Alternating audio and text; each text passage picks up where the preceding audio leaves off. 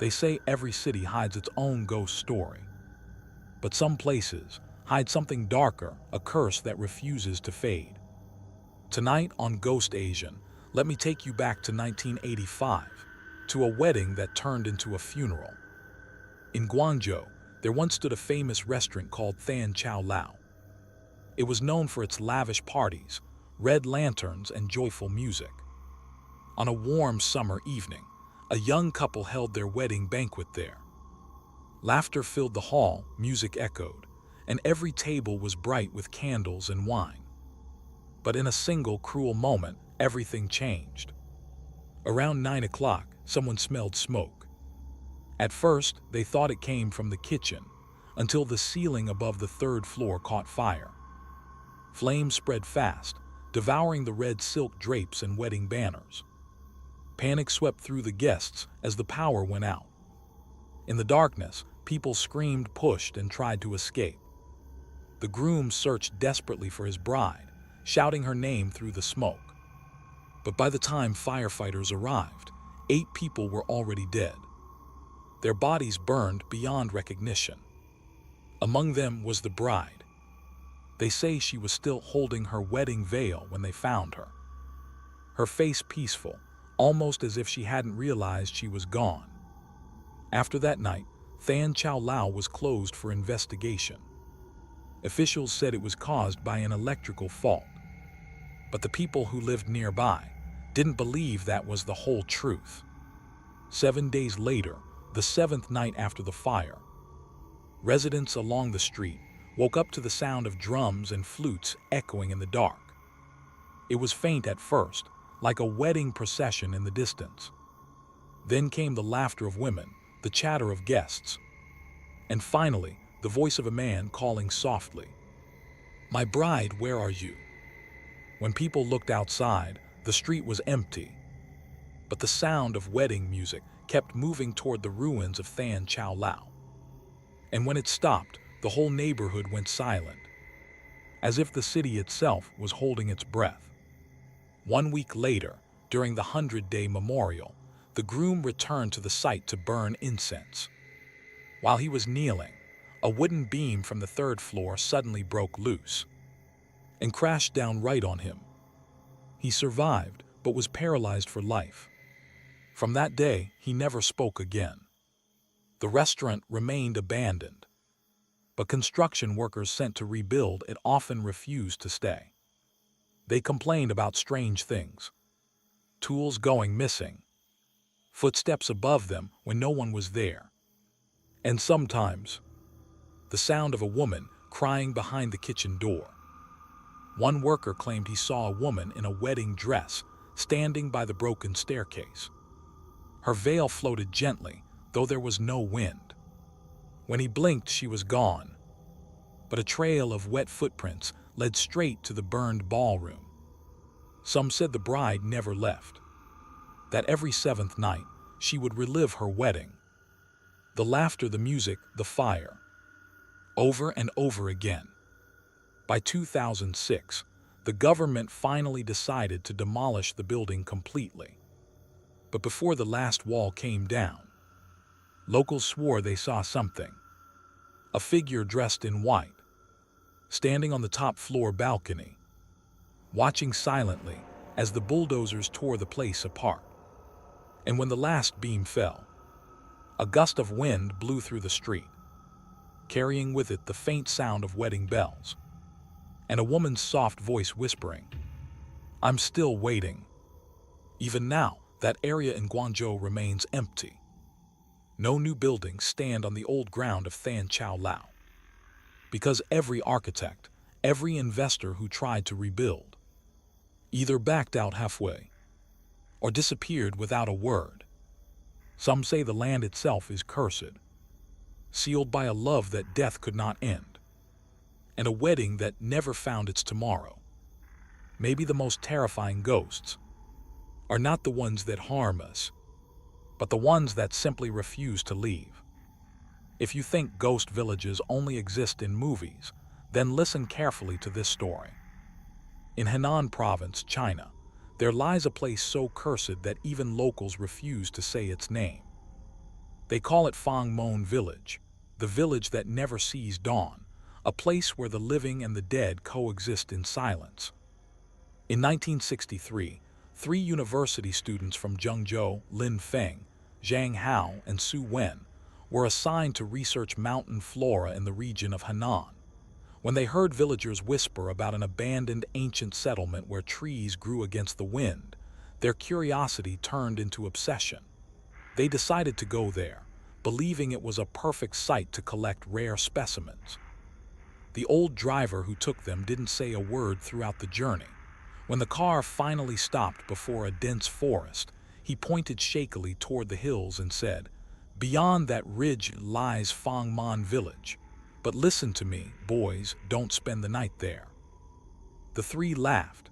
To them, he was just another superstitious old man. But as soon as they crossed the moss-covered stone gate engraved with four ancient characters, Phong Mon Than Kao, a strange chill brushed the back of their necks, as though someone was quietly breathing behind them. The village was silent. Not the peaceful silence of nature, but an eerie, suffocating one. Dilapidated houses lined the narrow paths, their tiled roofs caved in, doors half open. Thin white smoke drifted slowly through the air. There were no people, no dogs barking, no chickens crowing, only the sound of wind brushing past dozens of white funeral flags hanging from bamboo poles in front of every house. In China, white flags are used only for mourning. Lin Feng bent down and noticed a small stone tablet under one of the poles, carved with the words, "The Li Family Ancestral Shrine." Zhang Hao tried to laugh. "Maybe it's just a family memorial. There are no ghosts here." But Su Wen frowned. "Did you notice? There's no statue of Guan Yin, no altar for the gods, nothing for the living. They only worship the dead." The air grew heavy. By nightfall, a thick fog rolled in, and visibility dropped to barely a meter. They took shelter inside a wooden house, lighting an old oil lamp. Its flickering flame was the only thing keeping the darkness from swallowing them whole. Around midnight, Zhang Hao, the one sleeping closest to the window, woke up to a faint knocking sound. Knock, knock, knock. At first he thought it was just the wind, but then came a voice, soft, trembling. "Mom, I'm cold. Please open the door." He froze. The voice was that of a small child. He shook his friends awake, and when they turned on the light and opened the door, no one was there. Only a set of tiny, muddy footprints on the wet ground, leading across the yard, before stopping abruptly in the middle of nowhere. Su Wen's face turned pale. "That's impossible, it's freezing. No child could be out here." Lin Feng gritted his teeth. "Forget it, we're leaving tomorrow morning, someone's playing tricks." But that night none of them could sleep.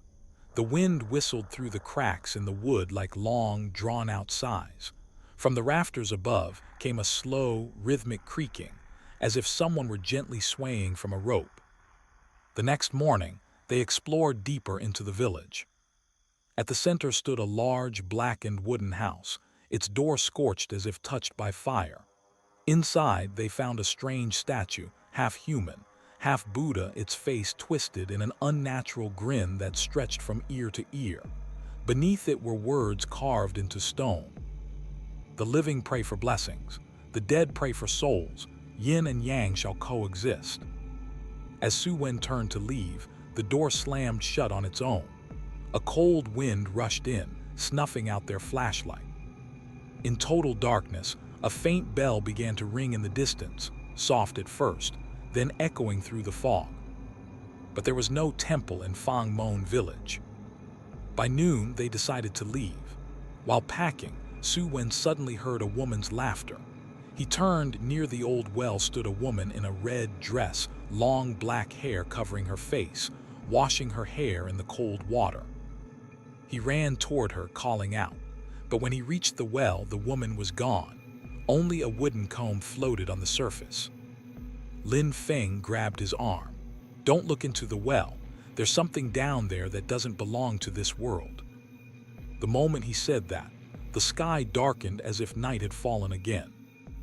From within the fog came a chorus of sounds, crying children, weeping women, and the faint, shrill wail of funeral horns blending together like a mournful symphony.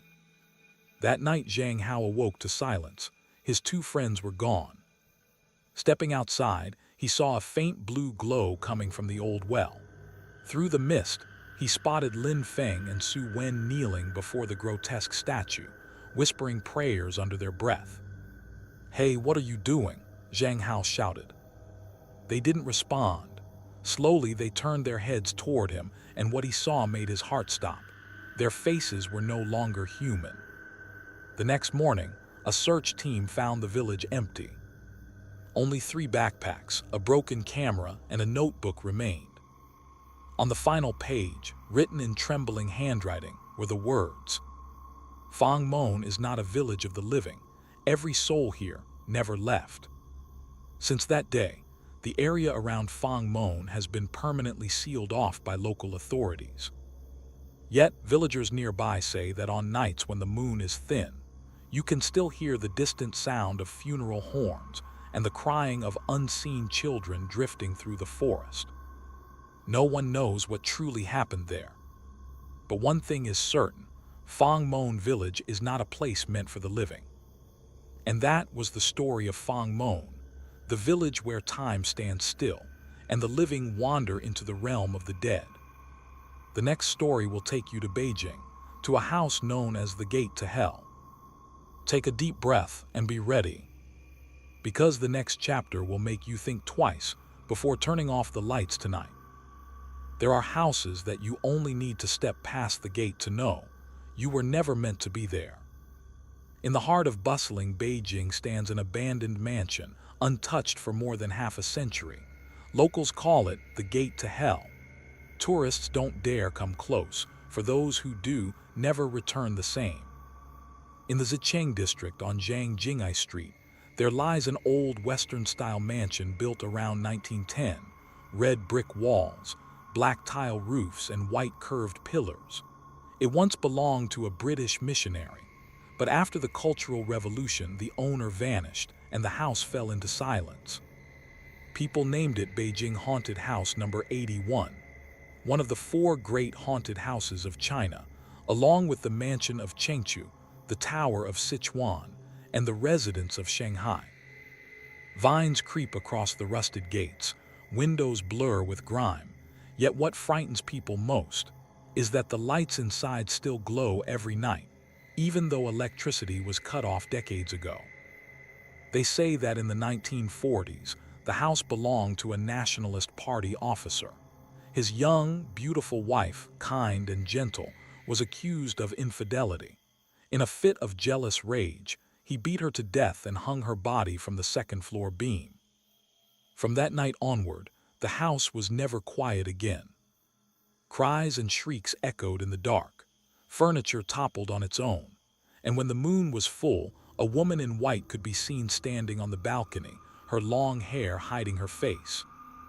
Once, a group of art students entered the house to take photos. When they developed the film, behind their smiling faces, in the shadow of the window, was a pale, eyeless face, grinning from ear to ear. In 2001, the Beijing government planned to renovate house number 81 into a museum. A team of 6 workers began cleaning the basement. On the first day, they reported a strange coldness and a fishy smell. Beneath the brick floor, they found a sealed wooden door chained shut with rusted iron. That night, curiosity got the better of them. They returned to open it. The next morning, only their work clothes remained on the floor. The men themselves were gone. Police found no signs of struggle, no blood, but the only surviving camera footage showed something terrifying. The moment the wooden door opened, a white mist burst out, and all the lights went dark. For a split second, a woman in white appeared in front of the lens, then vanished. Years passed. The legend would have faded if not for what happened in 2013. A young CCTV journalist broke into the mansion to film a documentary titled "The Truth Behind Beijing's Urban Legends." His camera captured the journey. The first floor, heavy with dust and spider webs. The second with a tilted portrait of a woman, her painted eyes following his every move. On the third floor, static filled the screen, and a faint sound of laughter, soft, female, echoed through the halls. He entered the last room, one that didn't appear on any of the house's blueprints. Inside was an altar, 4 black candles, and a white cloth hanging in the middle. Behind that cloth, something moved. The video ended abruptly. 3 days later, police found his camera on the floor of house number 81. The journalist was never found. To this day, CCTV has never released the footage. After that, the government sealed the entire mansion, posting a restricted area sign on the gate. But residents nearby claim that during the 7th lunar month, when heavy rains fall, they still hear organ music and faint singing from the 2nd floor, like a soul praying for release. A night guard once told his story. "I heard footsteps above me. I shone my flashlight, nothing. But when I turned it off, I saw her. A woman in white, hair dripping wet, standing by the window, looking right at me." When asked why he kept working there, he simply said, "Because if no one watches the gate, they'll come out." In 2016, house number 81 was declared closed for restoration, yet the project never finished. 3 different construction teams quit midway, each claiming to hear whispers in the basement when no one was there. Even now, people walking past Zhang Jingai Street can see a dim glow behind the 2nd floor curtains. Sometimes, they say, the woman in white appears again, standing on the balcony, gazing down at the traffic below, waiting for someone to return, or counting every soul that dares to look up. And that is the story of Beijing's house number 81, one of the most haunted places in China. A house where the boundary between the living and the dead is only a wall apart, where every curse and every restless soul still lingers. Do you believe there are places in this world where time never moves, where the dead still live among us unseen? Thank you for listening. And if your light is still on, that's good, because tonight's story ends here. But tomorrow night, Ghost Asian will take you somewhere else, to another door that leads straight to the underworld.